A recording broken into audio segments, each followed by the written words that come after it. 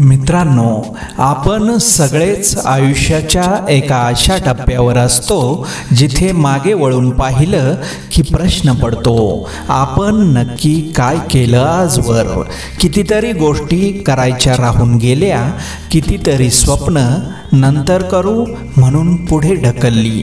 अमुक झालं की ते करणार, हे झाल्यावर हे साधणार, अशा विचारातच आपलं आयुष्य पुढे सरकत राहतं। मग मनात येतं, आपण फक्त गाढवासारखं कामच करत राहिलो का? उद्याची चिंता आजच करत राहिलो, पण उद्या कुणी पाहिलंय का? कितीतरी लोक विचार करतात की खूप कमावून ठेवू आणि 40शी लागली की मग फिरायला जाऊ। मुलं कॉलेजमध्ये जायला लागली की मोकळे होऊ आणि मग असं करू तसं करू, पण तोपर्यंत काय?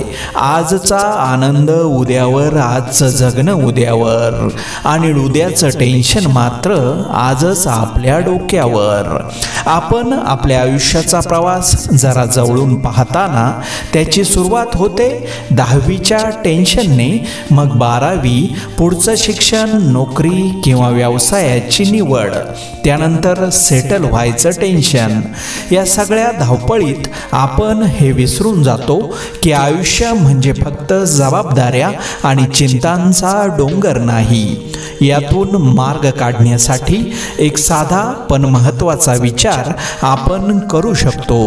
डोळे घट्ट मिटून आपल्याकडे जे आहे त्यात समाधान मानण्याचा प्रयत्न करता येईल ना?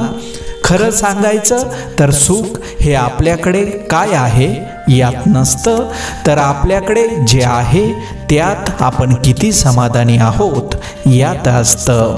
प्रत्येक क्षणाचा आनंद घेणं, छोट्या गोष्टींमध्ये समाधान शोधणं।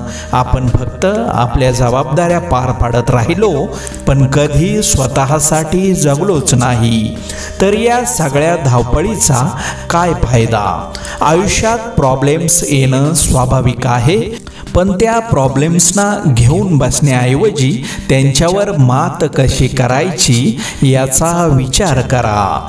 आपल्याकडे जे आहे त्याबद्दल कृतज्ञ रहा। कदाचित मग तुम्हाला दिसेल की तुमच्या आयुष्यात प्रॉब्लेम्सपेक्षा आनंदाचे क्षण जास्त आहेत। समाधान हेच आयुष्यातील खरं धन आहे। ते मिळवण्यासाठी बाहेर कुठे शोधायला जायची गरज नाही, ते आपल्या आतच असतं, फक्त ते ओळखता आलं पाहिजे।